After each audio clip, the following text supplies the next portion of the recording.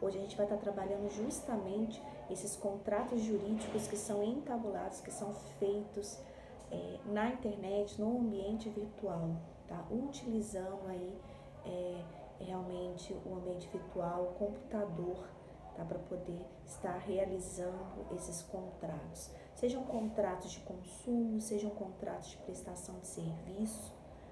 De fato, o avanço tecnológico, ele nos levou a essas mudanças, nós já conversamos isso na última aula, então, de fato, o direito ele teve que acompanhar esses avanços tecnológicos, essa nova era da globalização, essa nova era tecnológica, essa nova era de informação, onde cada vez mais os negócios jurídicos estão sendo entabulados nesse novo ambiente virtual.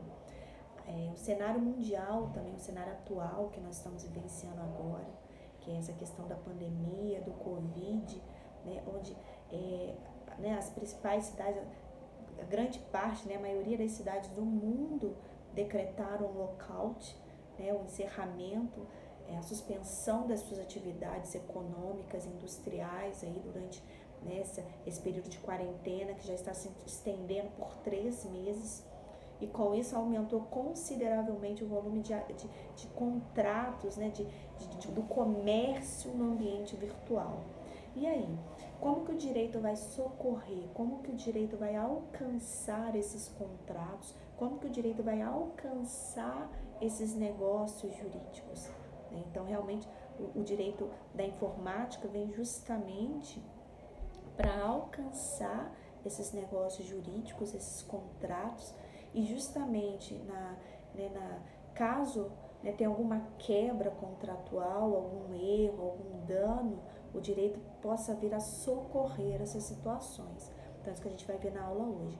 Justamente essa necessidade, justamente dessa se identificar esses contratos e se identificar também, desculpa, de se identificar também na legislação, tá? As formas aí de responsabilidade civil, de responsabilização dos atos praticados, em decorrente desses contratos aí de consumo.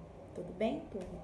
Então, a gente seguindo aqui, primeiramente, é importante a gente destacar o conceito aí, o que a doutrina traz pra gente de contratos eletrônicos.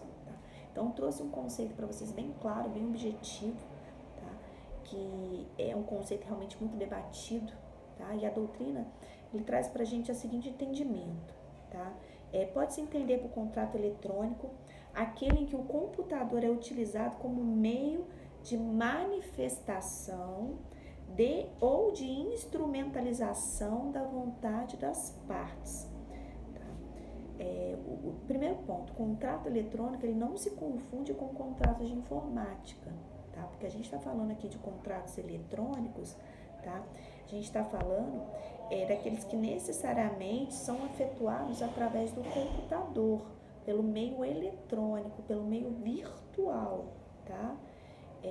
Onde o objeto ali daquele contrato, a prestação de serviço, é feita ali naquele ambiente virtual. A gente não está falando, por exemplo, dos contratos de informática, que são os contratos como os profissionais de TI, tecnologia de informação, como vocês, que estão aí estudando agora, terminando os estudos.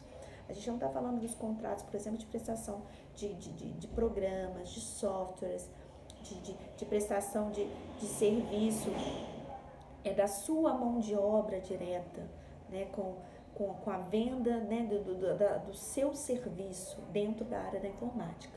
Não, a gente está falando de contratos que são celebrados, como está aqui na definição, em ambiente eletrônico, tá? Que se utiliza aí, o computador, no caso, onde é feito através do computador. Eu não estou falando dos contratos, por exemplo, para desenvolvimento de softwares, de websites, para serviços inerentes aos profissionais de TI. Eu estou falando dos contratos de consumo de um modo geral, tá bom? O assunto nosso aqui hoje é esse, tá? E como nós temos conhecimento aí, realmente devido a essa questão da globalização, esses avanços trazidos com a globalização, cada vez mais esses contratos eletrônicos, eles estão inseridos no nosso dia a dia, né? A gente já há algum tempo, a gente já utiliza o ambiente virtual para compras de passagens aéreas, por exemplo, para compra de bens de consumo de um modo geral.